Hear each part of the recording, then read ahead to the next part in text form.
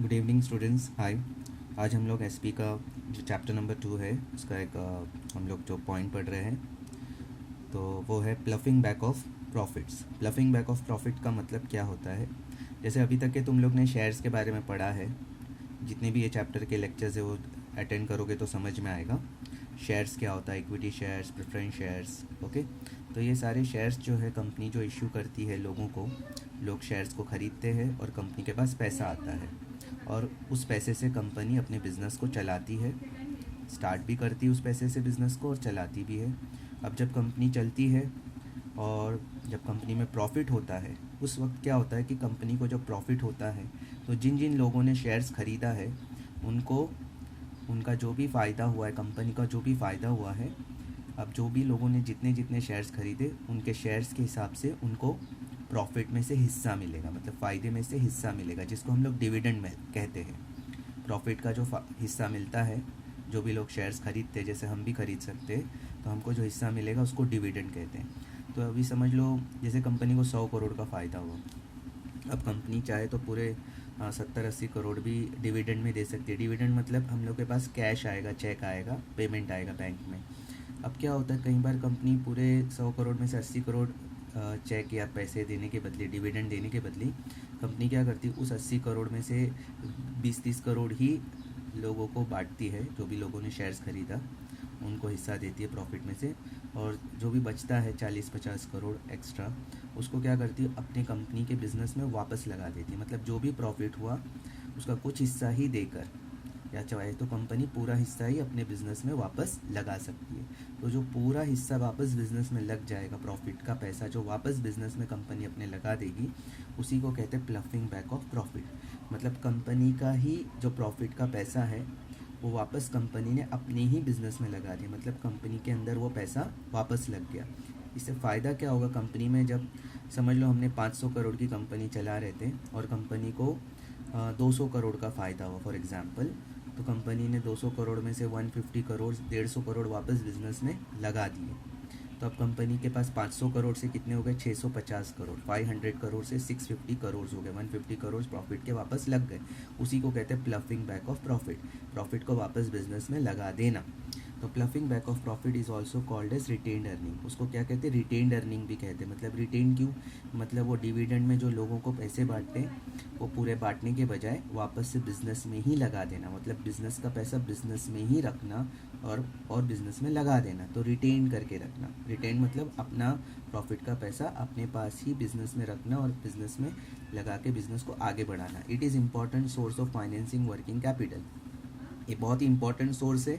इससे क्या होता है, जब कंपनी, वर्किंग कैपिटल किसको बोलते हैं, जो कंपनी के रोज़ के खर्चे होते हैं, जैसे लाइक इलेक्ट्रिसिटी का खर्चा, रॉ मटेरियल खरीदना, लेबर की पगार, मज़दूरों की वेजेस वगैरह वगैरह, जो खर्चे बार बार कंपनी को होते रहते हैं, तो वो पैसा जो है कंपनी को लगता रहता है बार बार।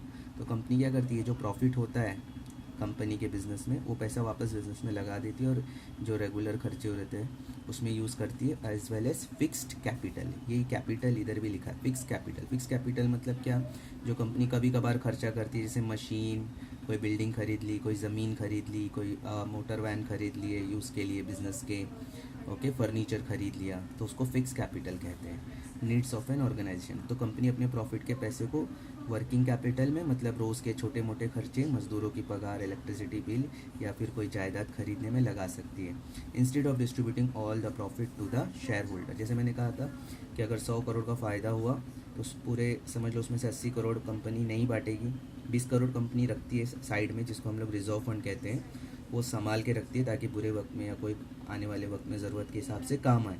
तो जो 80 करोड़ है वो भी पूरा नहीं बांटी कंपनी ने, 10-20 करोड़ बांटने के बाद बाकी का पैसा समझ लो इंस्टेड ऑफ डिस्ट्रीब्यूटिंग, लिखा है ना, इंस्टेड ऑफ डिस्ट्रीब्यूटिंग मतलब पूरा पैसा, instead of distributing all the profit, पूरा प्रॉफिट बांटने के बजाय डिविडेंड में द फर्म रिटेन्स, कंपनी क्या करती है, उस पैसे का कुछ हिस्सा बचा के रखती है और वो जो पार्ट ऑफ द प्रॉफिट है वो सेल्फ फिनेंसिंग के लिए रखती है। इसका मतलब है SELF, सेल्फ फिनेंसिंग के लिए, मतलब खुद के बिजनेस में लगाती है। अब इसका फ़ायदा क्या है, देखो, importance of retained earning, importance of overall performance. Retained earning can be utilised for expansion, business को बढ़ाने के लिए, राइट। जो अब सीधी सी बात है 500 करोड़ थी जैसे कंपनी में एक एग्जांपल दिया था, अब 150 करोड़ और लगा दिए तो बिज़नेस को बढ़ा सकते हैं, फैला सकते हैं, और जगह ले सकते हैं, और चीज़ें खरीद सकते हैं, और मॉडर्नाइज कर सकते। हो सकता है हम लोग पुरानी मशीन्स पुरानी टेक्नोलॉजी यूज़ कर रहे थे तो नई मशीन्स नई टेक्नोलॉजी यूज़ करेंगे, which in turn can improve the overall, इसका मतलब है OVERALL, overall performance of the organisation. इससे क्या होगा, बिजनेस का पूरा परफॉर्मेंस अच्छा होगा, मतलब बिजनेस के जो प्रॉफिट है वो अच्छा होगा, बिजनेस बढ़ेगा, बिजनेस का नाम होगा कंपनी का। नो इंटरेस्ट बर्डन, क्या होता है अगर मुझे बिजनेस को बढ़ाना है तो मैं बैंक से लोन ले सकता हूँ, लोगों से लोन ले सकता हूँ डिबेंचर के थ्रू।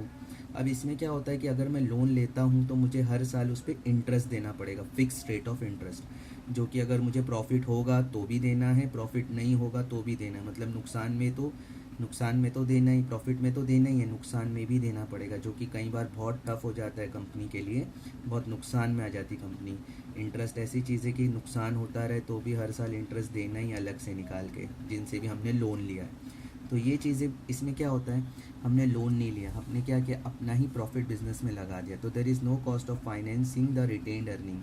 अब क्या होता है, जब हम लोग अपना ही प्रॉफिट बिजनेस में यूज़ करें तो उस पर कोई इंटरेस्ट ब्याज देने की ज़रूरत नहीं है। However there is interest burden, हाँ अगर इंटरेस्ट बर्डन होता है if the funds are obtained from deposit, DEPOSIT, deposits and debentures, मतलब लोगों से कलेक्ट करते या लोन लेते या डिबेंचर के थ्रू भी लोगों से पैसे लेते तो लोगों को इंटरेस्ट देना पड़ता है। यहाँ पर हमारा ही पैसा हमने लगा दिया तो इंटरेस्ट का बोझ नहीं रहेगा, बर्डन मतलब बोझ। नेक्स्ट पॉइंट पढ़ते, no cost of raising funds, company can save cost and connected with raising funds such as brokerage, commission to brokers etcetera. क्या होता है कि जब हम लोग पब्लिक से डिबेंचर के थ्रू पैसे कलेक्ट करते हैं, डिपॉजिट्स के थ्रू या लोन के थ्रू, तो हमको उसमें ब्रोकर्स की भी ज़रूरत पड़ती है। जो एजेंट्स होते हैं ब्रोकर्स, उनको उनका ब्रोकरेज देना पड़ता है, उनका कमीशन वगैरह वगैरह देना पड़ता है, जो कि एक हमारे पर एक्स्ट्रा खर्चा भी आता है अगर हम लोन के थ्रू पैसा लेते हैं या बाहर से पब्लिक से पैसा कलेक्ट करते हैं या बैंक से लेते हैं। अब ये क्या होगा, जब हम लोग अपना ही प्रॉफिट का पैसा बिजनेस में लगा देते हैं तो हम लोगों को कोई खर्चा नहीं आएगा। No cost of raising funds, company can save cost, company अपने कॉस्ट को बचा सकती है। Company can save cost and EX जो लिखा है ना, expenditure, EXPENDITUR, expenditure connected with raising of funds, मतलब फंड्स अगर कंपनी को पैसे बढ़ाना है अपने बिजनेस में तो जो बाहर से पैसे लेते हैं तो ब्रोकर वोकर की ज़रूरत पड़ती, वो हम लोग पैसे को बचा सकते हैं। Flexibility of utilising funds, there is lot of flexibility for utilising the funds, FUNDS funds, मतलब बहुत ही आसान होगा जब हम लोग अपना ही प्रॉफिट का पैसा बिजनेस में वापस लगा देते हैं। तो क्या होगा, the management can utilise the funds either for working capital OR और फिक्स्ड कैपिटल। OR के बाद क्या आएगा, फिक्स्ड कैपिटल, मतलब हम लोग अपने बिजनेस में वर्किंग कैपिटल रोज़ के खर्चे के लिए भी लगा सकते हैं और जो मशीन बिल्डिंग खरीदते हैं फिक्स कैपिटल उसके लिए भी लगा सकते हैं। मतलब ये पैसा हम जैसा चाहे वैसे इस्तेमाल कर सकते हैं बिजनेस में, क्योंकि ये हमारे खुद का प्रॉफिट का पैसा है तो हम लोगों को किसी को जवाब देने की ज़रूरत नहीं है।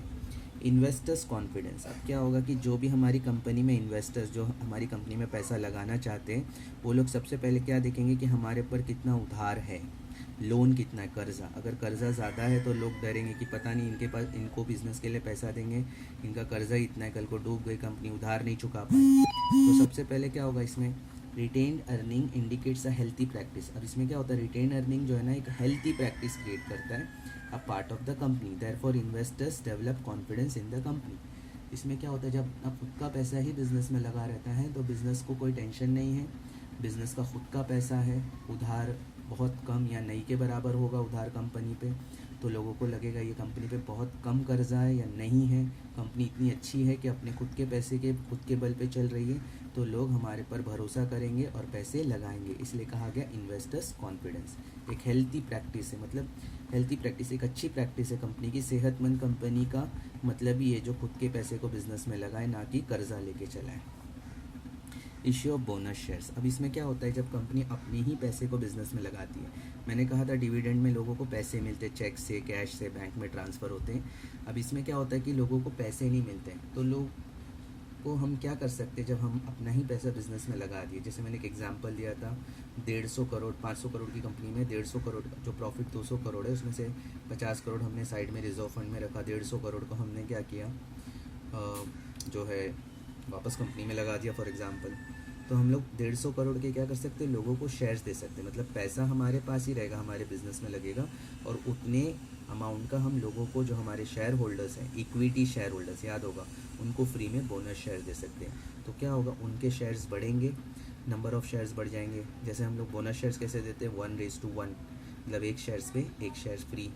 तो आपके पास 100 इक्विटी शेयर्स है तो आपको 100 बोनस शेयर्स फ्री मिल जाएंगे, आपके नंबर ऑफ़ शेयर्स बढ़ जाएंगे।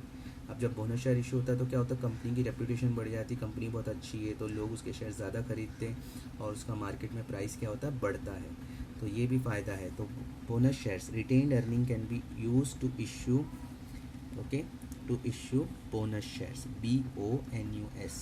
रिटेन अर्निंग को यूज़ कर सकते हैं क्या इशू करने के लिए, bonus share. The retain earning helps to increase share holder value, इससे शेयर होल्डर्स की वैल्यू बढ़ जाती है, रेप्यूटेशन।